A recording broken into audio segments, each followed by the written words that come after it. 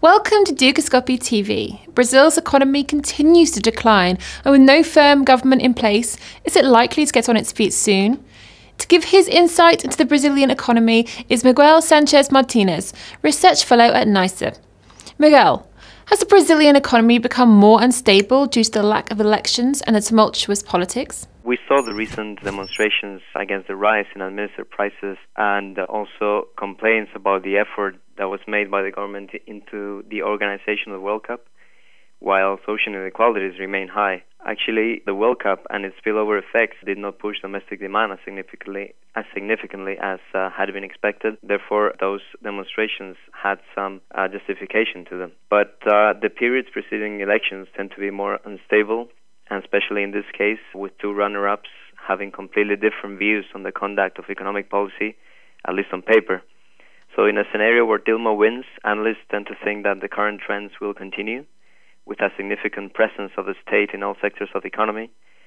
And on the other hand, people regard a win by Mr. Neves as opening up a more market-friendly scenario where business investment and private initiative in general will be favored. But the measures needed are very ambitious, and their political feasibility is questionable, at least in the near term. That said, Brazil's economic problems, they seem to me to be deep-rooted and therefore unrelated to the election cycle.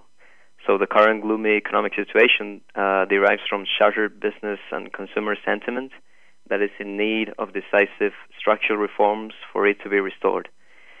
Undoubtedly, uncertainty surrounding elections plays its role, but we have been observing declining confidence indicators for a long time now. The IMF lowered the outlook for Brazil's economic growth for 2014 to 0.3%, which could mean the smallest growth for the Brazilian economy since 2009. Does this mean Brazil has a very bleak future? Well, we have actually also revised our economic growth outlook for this year next sharply downwards, and we have at the same time raised our inflation forecast. This means that the Brazilian economy finds itself in a situation of stagflation, which means very low growth coupled with high inflation. This is a sign that it is in need of supply-side measures that remove infrastructure bottlenecks, thereby lifting productivity and promoting employment growth. So if the government fails to implement these crucial measures, investment and domestic demand in general will not recover from its current low levels, and that bleak future that you ask about might very well materialize. Should the central bank maintain its key interest rate, which is the highest level in more than 2 years? There are reasons to believe inflation expectations are currently unanchored, which means that the CB needs to gain credibility in order to manage inflation expectations and realize inflation.